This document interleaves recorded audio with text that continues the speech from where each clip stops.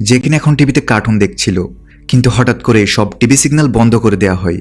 আর সব দিকে শুধু একটি নিউজ ব্রডকাস্ট করা হয় যে কিভাবে একটা অজানা ভাইরাস আসার কারণে পৃথিবীতে ধ্বংসযজ্ঞ হচ্ছে। মানুষরা এই ভাইরাসে ইনফেক্টেড হয়ে একে অপরকেই কামড়াচ্ছিল। যে কিনা এখন টিভিতে কার্টুন দেখছিল, কিন্তু হঠাৎ করে সব টিভি সিগন্যাল বন্ধ করে দেওয়া হয়। আর সব দিকে শুধু একটি নিউজ ব্রডকাস্ট করা হয় যে কিভাবে একটা অজানা ভাইরাস আসার কারণে পৃথিবীতে ধ্বংসযজ্ঞ হচ্ছে। মানুষরা এই ভাইরাসে ইনফেক্টেড হয়ে একে অপরকেই কামড়াচ্ছিল। সো সব মানুষরা যেন নিজেদের ঘরে সবকিছু লক করে সেফ হয়ে যায়। এখন এই বাচ্চাটা এই সবকিছু বলার জন্য তার মায়ের কাছে যেতে থাকে, কিন্তু রাস্তায় সে তার বড় বোন অ্যাবিগেলকে দেখতে পায়। আর তারা দুজন তার মায়ের কাছে গিয়ে দেখতে পায় তার মা তো আগে থেকেই টেনশনে আছে। তাদের মা তাড়াহুড়ো করে সব জিনিসপত্র প্যাক করে তাদের পিতাকে কল করতে থাকে। তাদের পিতা যে কিনা একজন পাইলট, সে ফোনে বলে যে সব দিকে জম্বি ভাইরাস দ্রুত ছড়িয়ে যাচ্ছে।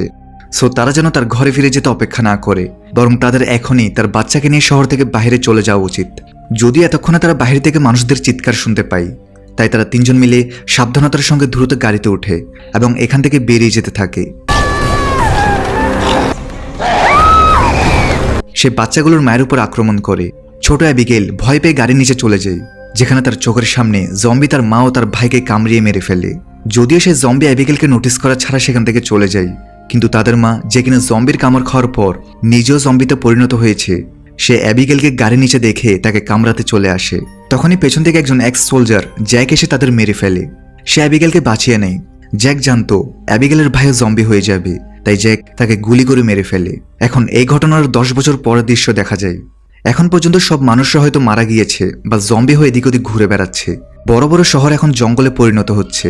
এখন এই পোস্ট অ্যাপোক্যালিপটিক ওয়ার্ল্ডে জ্যাক আর অ্যাবিগেলের মতো অনেক কম মানুষ বেঁচে আছে, যারা এখন পর্যন্ত জম্বিদের থেকে বেঁচে সার্ভাইভ করে আছে।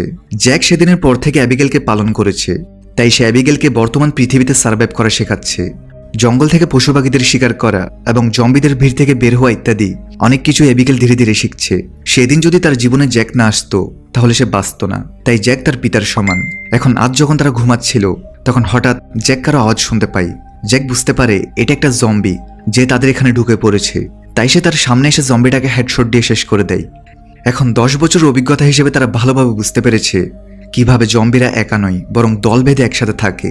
অর্থাৎ এই এলাকায় আরো জম্বি আছে, তাই তাদের যত দ্রুত সম্ভব এই জায়গা ছাড়তে হবে। আর বর্তমান পৃথিবীতে যে জম্বিগুলো রয়েছে আছে, তাদের মা তাড়াহুড়ো করে সব জিনিসপত্র প্যাক করে তাদের পিতাকে কল করতে থাকে।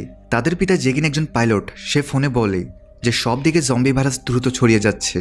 সো তারা যেন তার ঘরে ফিরে যেতে অপেক্ষা না করে, বরং তাদের এখনই তার বাচ্চাকে নিয়ে শহর থেকে বাইরে চলে যাওয়া উচিত।